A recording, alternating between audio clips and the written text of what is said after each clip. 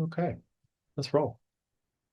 I will stop occasionally and check the chat box. Feel free to chat. Feel free to pop in. And what we know is that the more we interact, the more meaningful these are. Hey, everybody, I'm Greg, and I think it's almost a weird thing to say, but I'm Greg and I care. It's almost like you ever played those games where you're Raina and you like rabbits or something. So I know G and C don't match, but I'm Greg and I care, and we care as a team. We do help people buy houses and we help people get mortgages. But separate them from that is we're trying to provide, as we interact with people, some sort of lasting meaning in their lives. And we do get to ask people questions you wouldn't even tell your best friend. Um, we kind of proverbially look in people's underpants when we help them get mortgages, and we're at a really unique opportunity to actually have meaningful conversation. And tonight, you've chosen to spend um, 30, 40 minutes of your lives talking about budgeting. And I'm really glad you're here. I hope that you get something out of this. I know you will. So I'm glad you're listening. I promise you'll get something out of this. Feel free to interact as much as you want. Tonight we're going to do a budget like a boss webinar. Right there it says wealth is built through saving more, not earning more. You can't out earn your spending. Um, it's so true that we always think, oh man, financially my life's going to improve when I get to a point that I'm making more money. And we also know that about humans every year, typically, unless they switch careers, humans earn more. Raina, you're sitting there. If you looked at your life in 20 year 20, year 25, year 30, has your income gone up over time? Oh, yeah. That's been a straight Ironically, up shot. it doesn't necessarily mean people are saving more, building more Correct. wealth. Typically, the more money people make, the more they spend. And it's like, no, Greg, if I made X amount of money, I would start saving. I would have more money in savings. I'd have more wealth. I will tell you, we help people buy homes that are millions and millions of dollars, and it is not true. There is no correlation between how much you make and how much you save. So really, this comes down to some really uncomfortable words such as discipline. We will end on time. I will try to get you to talk as much as you want to. We will move quickly, and if I go too fast, tell me to slow down. It's good to interrupt. You have already won by showing up. Thank you for coming. We are a team of people. If you want to go quicker, go by yourself. If you want to go further, go with a team. And we have been here doing this for 23 years. We do help people make plans. That's what makes us different. Yes, I can give you a pre-approval. I can quote you a rate, but what's your plan? And that's what we're passionate about doing. And guys, look, when I ask people, Raina, let's say you want to buy a house. Great. Congrats. You qualify for $900,000. And you're like, oh, well, crap. How much of a mortgage is that? I'm like, $5,500. And you're like, well, I don't want to spend $5,500. And I'm like, well, Raina, if we're going to help you buy a house, how much do you want to spend? You guys, every single time these conversations, these deeper conversations, which is what we do, come down to what your budget is. And when you Mm, ask people what their budget is, they're going to say, I don't have a budget. And then you mhm. say, or you say, do you do a budget? And typically people will say, I kind of keep one in my head. Yeah. And that's what we're trying to get away from, because when you keep it in your head, that's emotions. And when you put it on paper, that's logic. And it really helps. So here's a picture of our United States. Oh, this first one's really heartbreaking, but it is true. The survey is if you basically say, ring, ring, Raina, there's an emergency. I need $1,000. Your child broke his leg. Your car's in the shop. What percentage of Americans can come up with $1,000? Not borrowing it, not putting on a credit card, but can come up with $1,000. And there is the answer. 70% cannot come up with $1,000. Now we're one of the most wealthy countries in the world, and we spend like crazy. I mean, that's why our economy is so strong, is we love to spend money, but unfortunately we overspend or undersave. and 70% of us don't have $1,000. And look, if you get off this budget like a boss and you can save $1,000, you have just made yourself better, if you will, financially than 70% of Americans. So I want to lower expectations. My first goal is that you create an emergency savings plan for $1,000. That's it. That's it. Just if we do that, we're better than 70% of our other adults in this country, which is outstanding. And we all carry a lot of household debt, and a home is a key part of wealth. 62% of the wealth in the United States comes from people's equity. There's more money in equity of homes than there is in retirement and investment savings. Now you have to rule out the top 0.5% whose wealth just skews everything. But with most people, it's really homes that are the key to building wealth. What percentage of Americans own a home? 66%, a little lower than what people think. When we're done, you will have my budget. You will have my budget, my spreadsheet. I'm going to give it to you. I'll give you a guide. I'll give you instructions, and we actually have a podcast that I'll show you where it is online. It's me talking about budgeting.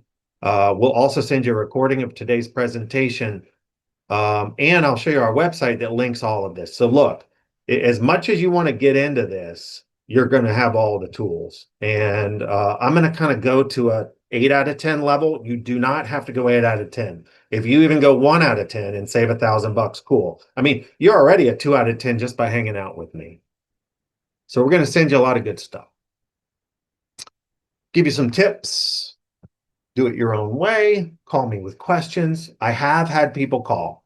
Greg, I listened to your podcast. How do you handle this?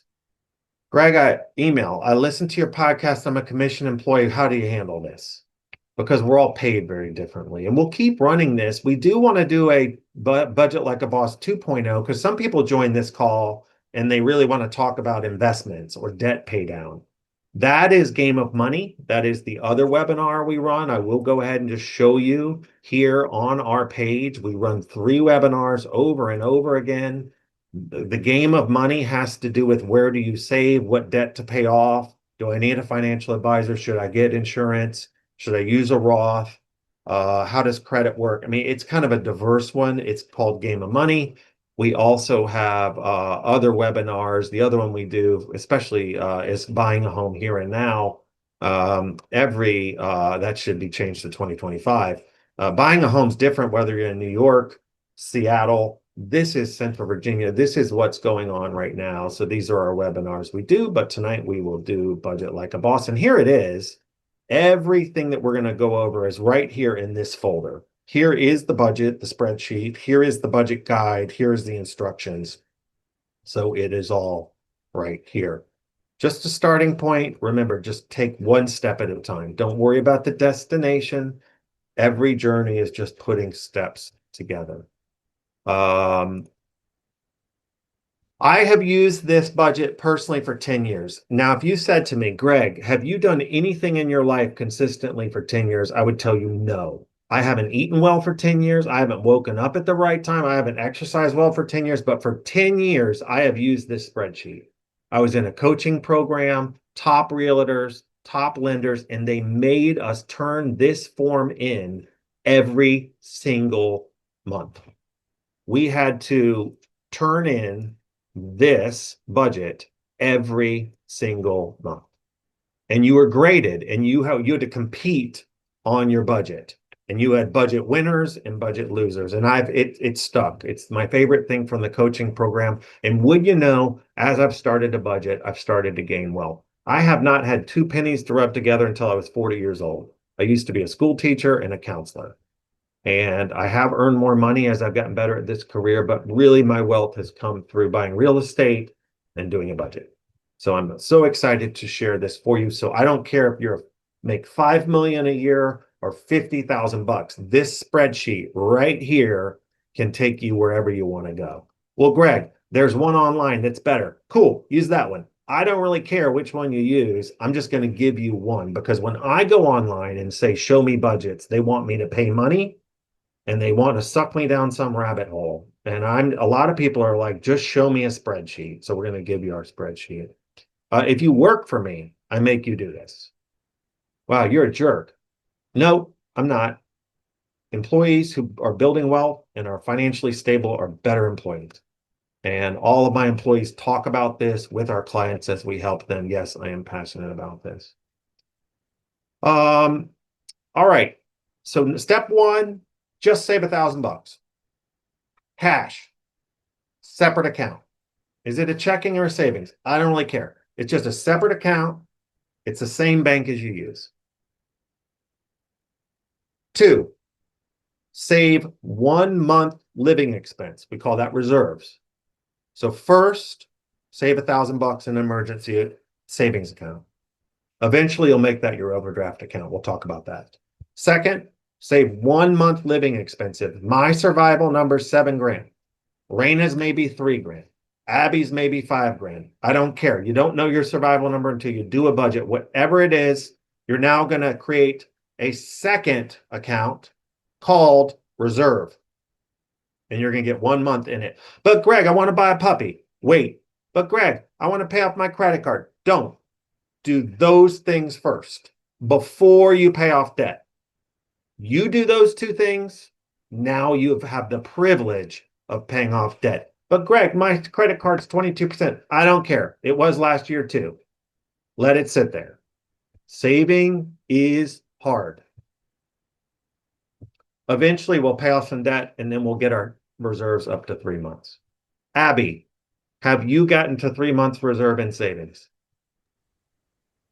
I have, but I also still live at home, so it's a little bit easier for me. That's cool. I just need to know my audience. Raina, do you have 3 months reserves in savings? I do. Yes. Yay! All right. So Yeah. I gotta move. You two are here, so we're going to talk to you. All right. How does that make you feel, Raina? You have $1,000 in the bank and you have 3 months reserves. You are better, probably better is not like you're better, but you're financially better off than probably Correct. 95% of Americans. Yeah, I don't feel the panicky stress, the anxiety that I used to feel. I've been on both sides. It is a Yeah. very different, especially when you have a family. It was actually harder for me, Abby, when I lived at home to save. I don't know why. Obviously, my income was different, but I could have made it work had I had a proper budget. But I don't know, when you have like people who really need you, kind of start to get a bit smarter about it. But that's exactly what we did. Reserves first, and then we took care of everything else. I love the emotional lack of anxiety when you have 3 months of Oh reserves. yeah. Like, I don't think people understand, like, go get a therapist. Cool. Get a therapist. Go exercise. Great. Go exercise. It makes you feel better. Have a hobby. Cool. Get 3 months reserves in savings Yeah. and your stress goes down. Agreed. One of our sayings about budgeting is tell your money where to go rather than wondering where it went. You get 3 months of reserve in savings, you also start to get some momentum. Yeah. And then when life throws you a left hook, I go down to 1 month reserves, but I'm not going in debt. Yes. It Correct. breaks the debt cycle. Really, credit is the handcuff of the poor. Yeah. 100% true. All right. Well, I got a pretty advanced audience here. Awesome. All right. A budget's telling your money where to go. These are just some sayings. I like this one. Budgeting is the most vulnerable form of honesty. That's all I got. Shoot. What am I going to do with it? What choice do I make? I like chopped wood. Just hit the tree. Just progress. A little better every month. If you Question, never, Greg. These, yeah, yeah. sorry to interrupt you, but these will No, be available because I'm trying to like rush notes, but will these no, be don't even take notes. We're sending you this whole presentation. perfect? Perfect. And Raina, you're Awesome. a real estate professional. I'll send you this PowerPoint too. In the end, there's nothing Perfect. proprietary about this. Everything here has been shared with me. This is not my stuff. I'm just passing Nice. on what someone else blessed me with. So yeah, happy to share this with you. Brilliant. Thank you. If you don't get serious about your money, you'll never have serious money. My grandmother died early from ovarian cancer. She died quick, like in 2 weeks. And she didn't have a time to put her stuff away. She had money everywhere. She had well over $1 million. This was in the 80s. And she worked as a secretary for the Department of Transportation. The woman just never spent and took advantage of compounding interest. All right, let's get to how this budget works. One of the things that people do is they constantly touch their money, constantly checking their accounts, pulling up their phone and wondering, do I have enough? This budget, you only touch your money twice a month, on the 1st-ish and the 15th-ish. That's it. Your emergency fund of $1,000 eventually becomes your overdraft fund. They are the same. It's basically just you're going to tie it to your checking account. And if you do overdraft, and you will, if you follow my advice, I overdraft almost every month. And I make a lot of money because I pay myself first. And then I put myself on a budget, which I constantly break. But here I am, it's the 28th. When I swipe my debit card, I'm hoping I have enough money in my account. So that shortage creates the discipline of, can I buy this? Did I give myself permission? Survival number. This is simply, if you were to get laid off, how much money you would need to make it from month to month. That's a survival number, and it's in the budget. Abby, name one thing you've spent in the month of October that if you were laid off, you wouldn't have spent. Probably drinks out, like at a bar. Alcohol, coffee. Yep, great, great. Raina? I missed the question because I was explaining to my husband a couple of the things because I had headphones in, but I wanted him Oh, to. you're good. You're good, lady. What This was the month, question? if you were broke, Yeah. fired, don't have any money for a month, what's one thing you bought this month that you wouldn't have bought if you had no money? Oh, some clothes. Clothes, perfect. So Yep. in your budget, you will have a line item, which is clothes and beauty stuff. And Yeah. if you were laid off, that would not go in your survival number. Yeah. A No. car payment probably does because you got to get to work. Gas would. Correct. Food does. Restaurant, maybe not. Does that make True. sense? So you have Yeah, your that's another one too, survival number. actually. Another concept we'll talk about is debt snowball, which is, let's do it real quick. This is when you pay off the smallest card first. Oh. There's debt avalanche and debt snowball. We like debt snowball, which is take your smallest debt. Well, what's your smallest debt? I have $1,000 Best Yeah. Buy. Cool. How much are you paying right now? I'm paying $100. Cool. Focus on that one. After 10 months, it would be gone. Do you agree? Yeah. 100 bucks a month, 10,000 bucks. And it's gone. Next, we pick the next card. What's the next biggest card? 1,500 bucks. Great. How much you spending on that one? I spend 200 a month. Now we take the 100 we were spending on the first card, Add we it to add it to the 200, and now we're spending 300 a month. How many months would it take to pay off 1,500 bucks? divided by 3. 5, Yeah. right? 5. Obviously. All right, cool. So literally 10 plus 5 in 15 months, I now have 2 cards gone. Now I have 100 plus 200, that's 300. The next card, I spend 200 a month. Now we're putting 500, and it starts to roll. This is how well, Greg, should we pay off the high interest first? No, that's debt avalanche. I like that snowball. It gives you positive momentum. Raina, if I could get you to an on-deck account as a commission employee, that would be great. Here's what this means.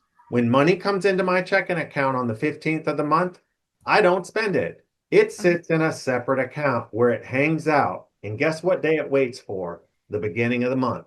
I move all my money from the prior month into this month. I first do my budget, I pay myself, and now I live off the remainder. Okay. Yeah. So one of the things we run into now, W-2 people, you do not have to do this.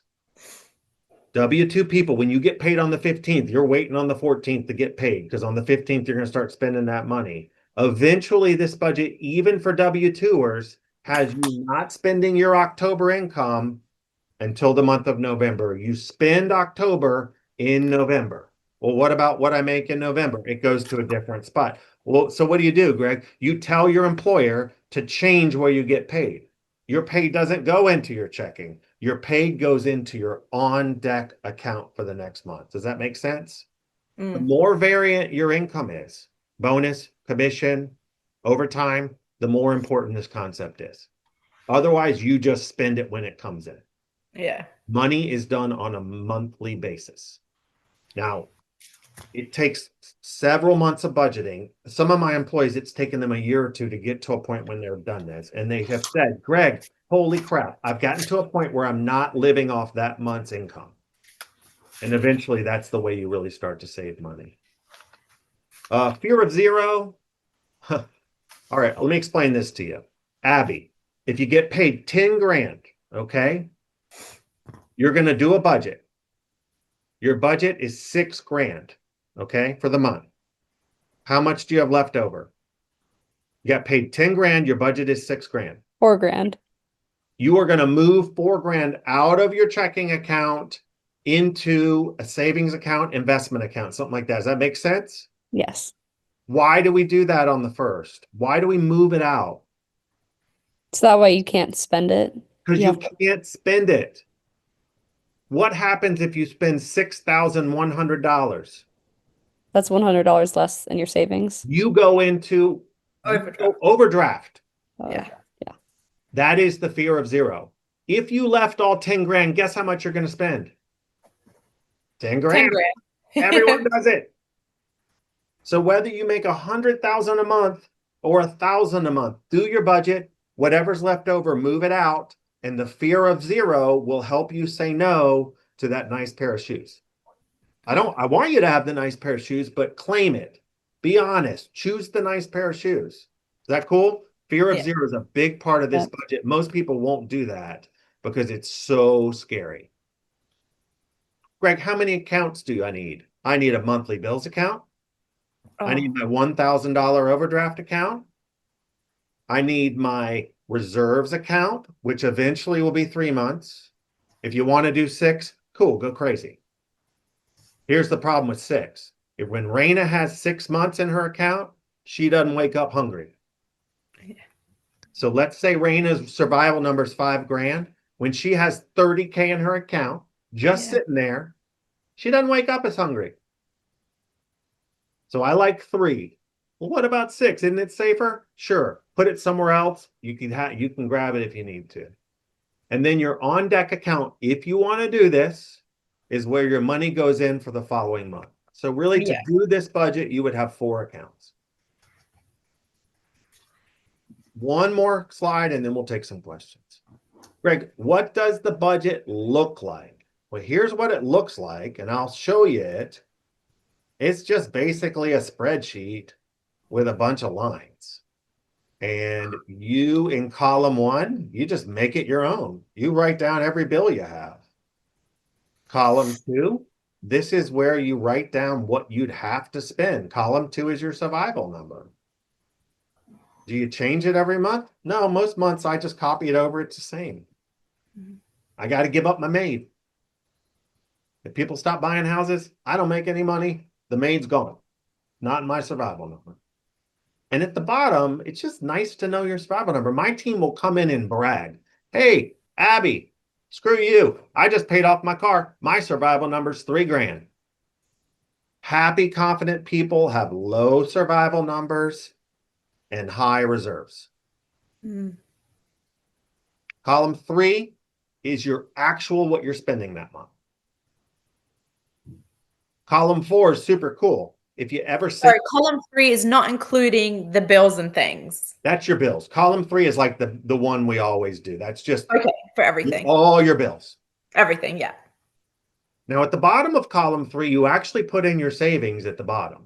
Like if you're putting 1,000 into savings, you'll put that in column 3. We'll talk about this more in a second. Column 4 is where you write down how much you saved, because this budget keeps a percentage. Abby made 10 grand. She saved $1,000. 10% of her net income went into savings. And it's so fun to watch that number. Eventually you kind of get like, cool. I did well. I saved 15% of my net income. Cool. Because remember, the government takes like 30, 35%. Column 4 adds up and starts to track throughout the year. So in the bottom of this spreadsheet, it tracks. It adds up so you can see how much you've saved. Column 5 is just notes to yourself. Cool. Things like comes out automatically. I'm supposed to spend 100, but instead I'm spending 300. Column 6 is where you put in your income. So at the bottom, you got column 6, which is how much money you made. And then column 3, which is how much you spend. They got a balance. Column 6, how much you made. Column 3, how much you spent. They got to be the same.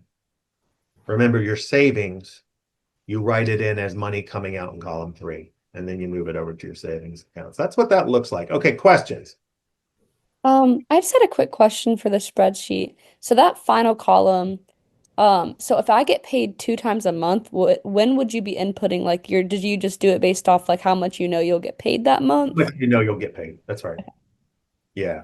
So, Abby, you would write into good job, and you would just simply write in $5,000. Now, sometimes it could be expense report, and it could be mom keeps giving me money. Maybe mom gives you $100, but it doesn't really matter. Whoa, I messed that up. It doesn't really matter. It's just a live spreadsheet that works for you.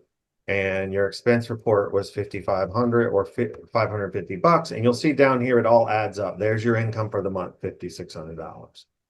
And then for the savings, sorry, but the other question, if you have a 401k through your company that takes it out before you get paid, is that something you'd add in the sheet? I love advanced questions. You will see, look at the actual expenses. There is only one column that's in black. Do you see it there? Hmm. It's 401k. It is the only exception because it never went into your income, but I want credit for saving it. Yeah. So every month I go into my pay stub and I see how much came out on the 1st and the 15th, and I write it in here. The first $500 went in, and on the 15th, $600 went in. And so for the next month, I'll give myself $1,100 credit. I saved $1,100 because I forced myself by paying myself first. Now, I was a bad boy. I overdrafted my $1,000 by $300 because I overspent in October. Guess what I got to do? I got to fill it back up. So $300 has to come out to get it back to $1,000. Now, I always am nice. I still get credit for saving it. Yeah, but Greg, you were bad last month. Yeah, but I'm nice. Also here, I'm also very nice. Pay off my clothes card. I mean, I'm trying to get rid of the debt, so it cost me $750, and I did pay it off. I am going to give you credit here as saved money for a credit card that gets paid off. Does that make sense? Yeah, thank Look you. down here. I saved 38% of my income. I made 56 and I saved 25. Cool.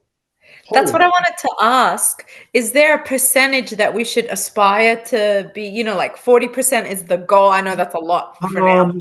I think it's in this presentation. It might be the game of money. If you could get 10% of gross, you've done great. Oh, wow. Okay, so let's say make 10 grand and you could save $1,000. That's fantastic. Go there first. Then try to go to 10% of net. So I made 10 grand, Hmm. but I really only took home six. 10% would be $600. Yeah. Actually, I take that back.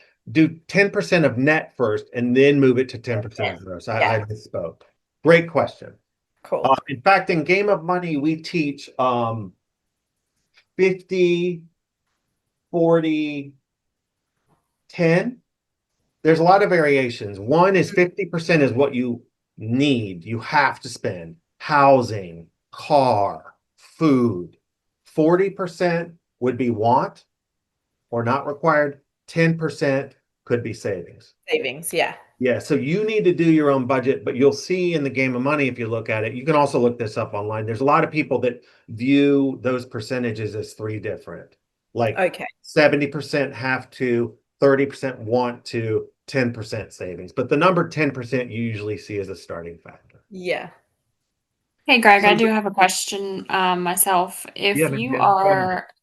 If you are a household income but don't necessarily share bank accounts, would you do a budget together or would you do your budget separately? Oh my God, the best question ever. The human being likes to be with other human beings. It's just the way we were wired. And then we like to be with other human beings other than the human being we're supposed to be with. That can create challenges. But for right now, most of us tend to partner up. Megan, the way people do money really varies. Most couples, because I get to ask this question a lot, will do partner one, partner two, period. I've had married couples been married for 40 years where when one's in the room, the other has to leave because they do not share. Again, married for 40 years. Everybody's different. Here's how I feel about this. It's going to be really hard to get your partner to do this.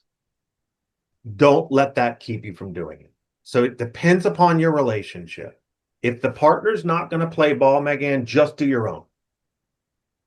Well, Greg, she pays half of rent. Well, then just put in your half. But don't let the partner's concern or laziness on budget stop you. Would be my Said partner is here and we will do the budget also. now, if partners do this together, partner one, partner two, they run their money separate, but both contribute to a joint account. Do this as two separate exercises, two separate spreadsheets, and just keep each other going by comparing. That partner competition is good for relationships. Megan, did you do your budget? It's the third. I did mine. Now, by the way, I don't care if you do this every month. Just doing it once separates you from the majority of Americans. Just do it once. Like, don't do this thinking, oh, I got to do this every month, because that feels heavy. Just try it once. I mean, shoot, just save $1,000. But if you really want to take other steps, just try this once. Doing this monthly feels daunting. But once you do it once, maybe 3, 4 months later, you're like, oh, I think I'm going to do my budget again. Because, budgeting constantly changes. But it's a great question. Every couple's different. I think harder than getting in a committed relationship is putting your checking accounts together. Nobody does that. I mean, I was married for like 15 years before we did that, and I was more scared of doing that than getting married. Either do it as a joint and just put both couples' income on this side. But if you don't feel like doing that and you don't have that kind of partnership, no sweat. That's actually normal. Just do it as two separate budgets, or just if the other person doesn't want to come, do your own. Now, one tip. Typically in couples, one person is a little bit more financial and the other, the yin yang of humans is interesting. When you bring this up to the partner that doesn't want a budget, they are going to push back. We do not count every penny. Do you see this thing spending money? My wife is named Britt. Greg gets $500. Whoa, that didn't work. Greg gets $500 and Britt gets $500. It is no questions asked. Go buy your Zen, go buy your booze, go play your video games. It is $1,000 in the budget that you can spend however you want. We are not Dave Ramsey. I taught Dave Ramsey in churches for years. I do not like it. It's too perfectionistic. It's too cash-based. It's old school. I'm fine with it, but it's too scary. So with a lot of this stuff, don't feel bad about it. If you smoke 10 packs of cigarettes a day, just write in here, cigarettes. Budgeting is the most vulnerable form of honesty. Is that cool? Now, all of a sudden, when your partner's like, oh, wait, I can just call it 7-Eleven, $150. Yeah. But what starts to happen is when you try to accomplish goals and you realize you're spending $150 at 7-Eleven, all of a sudden you're like, wait, maybe I'm only gonna spend $50 at the 7-Eleven. Does that make sense? Other questions, team? So far, so good. I think I want to take this class again after I've tried to do the Yeah. budget and then let you know what I might still be missing. Just call. I mean, this is Yeah. why I wake up and do what I want to do.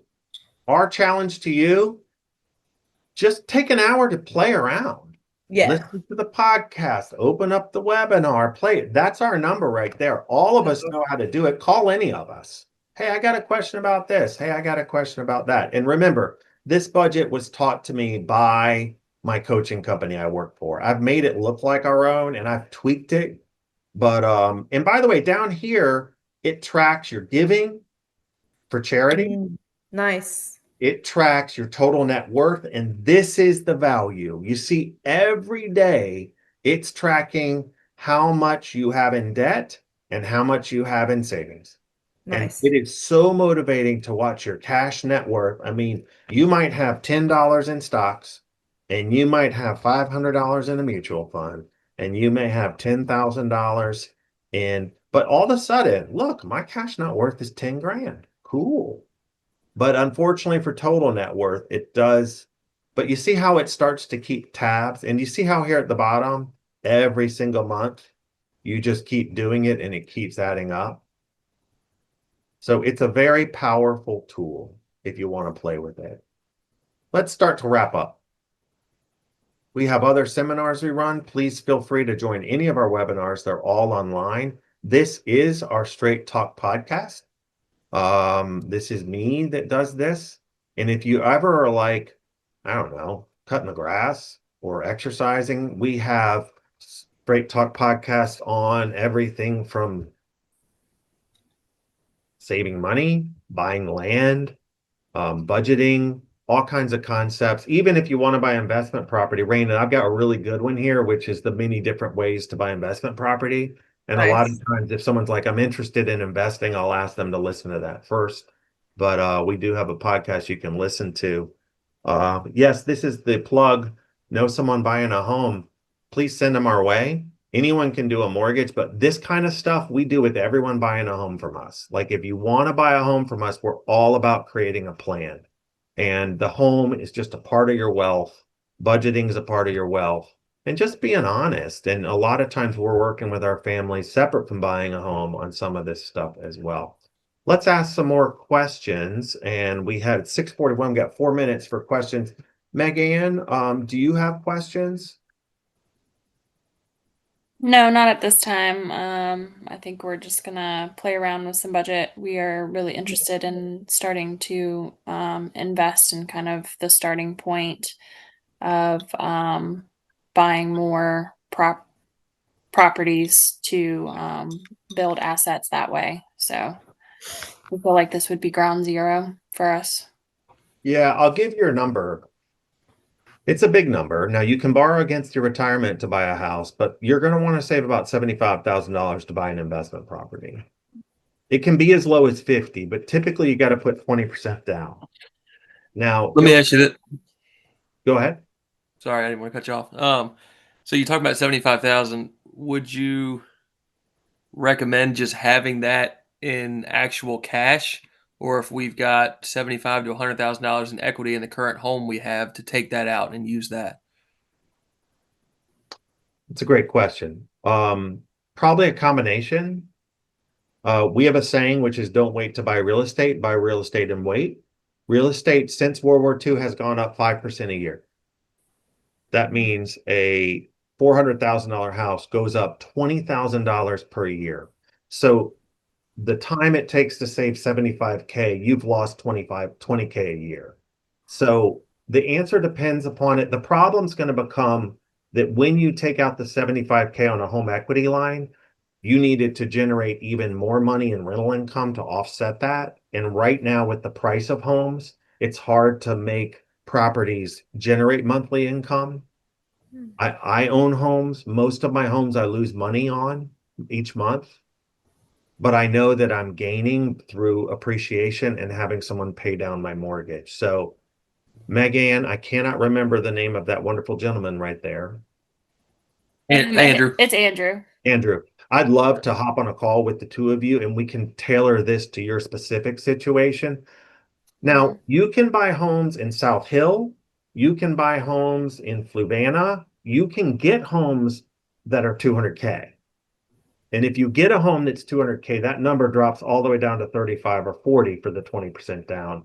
But your distance to travel to the home and to manage the home is further. Richmond has gotten really tough because there was a moment there where rents were higher than the mortgage payment. But as our values have gone up, it's really tough to make buying rental property become a monthly winner for you if you put down 20%. Okay, awesome. Well, I've got your info, and I Yeah, think feel free to call. I like rental property not to become a slumlord or to like own 15 houses. We teach this in the game of money. We put money in different buckets. So we try cryptocurrency, we put money in an S&P, we do our 401k, we buy one or two rental properties, and we win by not losing. They all do this, and financial advisors teach the bucket concept of just have money in different types of accounts, and that's how you win. You win by not losing big in one of the accounts. So love buying rental property. It's a great way to it's actually a quite safe investment. It's almost like a bond. It's a great way to build wealth. Abby, let's give you a chance for one final question here. Anything I can answer for you? I guess it's a little it's not as much about saving, but it's more about credit. I guess what's your like one piece of advice for building credit as somebody who's just graduated college? Great question. You don't need much. And in Game of Money, we teach this. I don't want you to have more than 2 credit cards. What's really funny that surprises people is typically if you have 2 lines of credit, that's all you need. I tend to find people use let me build my credit as a way to overspend. So get 1 or 2 cards, keep the balance below 20% on each card. And Awesome. you'll be a 750 or 780. And don't fall for the bullshit of all these commercials that your credit score really matters that much. It doesn't. As long as your credit starts with a 7, like my personal credit moves 75 points every month just through using credit. Like, don't get overly wrapped up in what the score is. Get 2 cards, keep the balances low, you'll be fine. Thank you. Raina, what about you? Any other questions? A million of them are going through my head, but I want to, I really would love everything you just kind of discussed with us to have those conversations with my kids. They're 14 and 12, going 13 and 15. But we're starting to think like this. And I guess, is it too early? And I set up an S Corp, I hire them.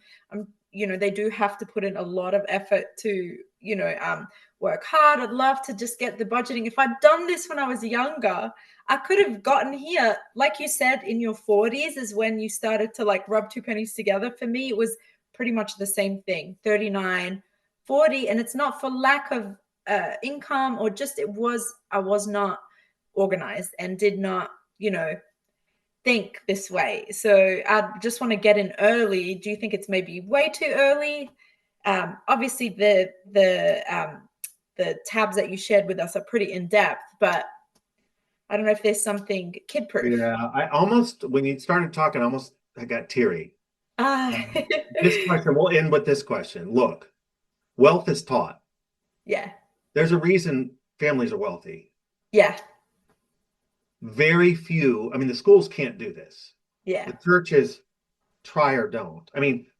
The problem is, unless you are in a family that talks about money, yeah. there's so much dysfunction and emotion around money.